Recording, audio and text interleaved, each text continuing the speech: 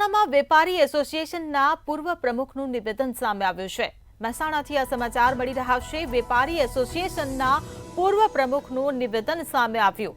ઊંઝા એપીએમસીમાં વેપારી એસોસિએશનના પ્રમુખનું નિવેદન। તો વેપારી એસોસિએશનના પૂર્વ પ્રમુખ સીતારામ પટેલનું નિવેદન સામે આવ્યું છે। ભાજપે ચૂંટણી પ્રક્રિયા પહેલા વેપારીઓ સાથે બેઠક કરી નથી તેવું નિવેદન આપ્યું છે। તો મેન્ડેટ આપ્યા પહેલા વેપારી પેનલ સાથે બેઠક જરૂરી હતી તેવું નિવેદન આપ્યું છે। વેપારી બેઠકની ચૂંટણીમાં હાલમાં ઉત્સાહ જોવા મળી રહ્યો છે। સીતારામ પટેલે આ નિવેદન આપ્યું છે। ભાજપ વેપારીઓને સાથે રાખવામાં પાછળ રહ્યું હોવાનો પણ આરોપ લગાવ્યો છે। ઊંઝા એપીએમસીમાં વેપારીઓને લગતા અનેક પ્રશ્નો હોવાનું પણ સીતારામ પટેલે જણાવ્યું। ત્યારે આવનારા સમયમાં ડબલ એન્જિનની સરકાર છે એ પ્રશ્નોનું નિરાકરણ લાવશે। અનેક વિવાદો થયા છે, બાબતે શું કહેશો? આજનું મતદાન થયું છે, બાબતે શું કહેશો? મતદાન તો રાઈટ ચાલી રહ્યું છે।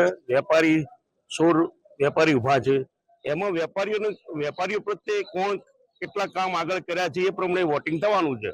મેન્ડેટની વાત હતી, હાલ તમે વાત કરતા ચેરમેન સાહેબ, ભૂતપૂર્વ ચેરમેન સાહેબ ભાઈ, પણ વસ્તુ એવી છે કે પાર્ટીએ પહેલે નિર્ણય કરવાનો હોય મેન્ડેટનો, પછી બધા સૌની રીતે પ્રચાર કરવા લાગ્યા, સૌના મતદારો ઉભા કર્યા, પછી મેન્ડેટ આપે 2 દિવસ પછીનો કોઈ મજા નથી આવતી।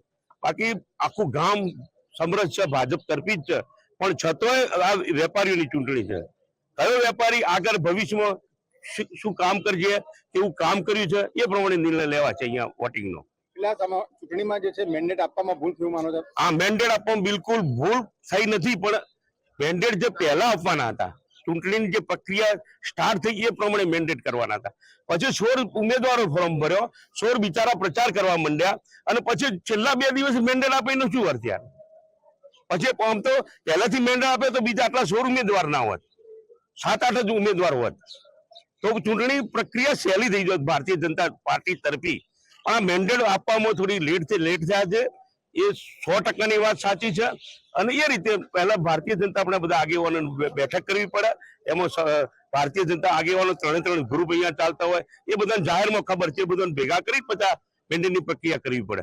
વેપારીઓમાં એ પદ્ધતિ અપનાવી કે ભાઈ કયા વેપારી જીતીએ, ઓલા કયા વેપારીઓ કામ કરી છે, બધાને ભેગા આગળ અમારા ઘણા પ્રશ્નો છે માર્કેટના ઘણા પ્રશ્નો, કોઈ ભારતીય જનતા પાર્ટી સરકાર તો અમને જવાબ નથી મળ્યો, અમારા ઘણા પ્રશ્નો।